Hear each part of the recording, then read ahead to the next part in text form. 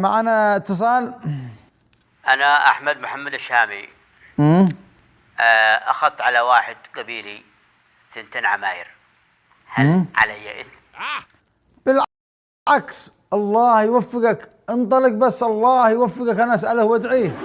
الله يوفقك الجميع إن شاء الله. ومعنا اتصال. الو. أيوة، انا معك محمد المتوكل. حياك الله يا سيدي محمد.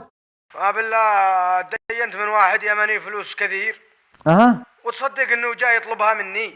من قلة حياء، ايش من دينك ويطلبك؟ عليهم الله. يا اخي اتقوا الله يا جماعة الخير، خافوا، عاد شي دين عاد شي اسلام. تدين واحد من آل البيت وتطلبه، ايش عاد تقول لي جدي رسول الله يوم القيامة حين يقول لك جيت تطلب من. اتقوا الله، هو في النار يا سيدي، هو في النار.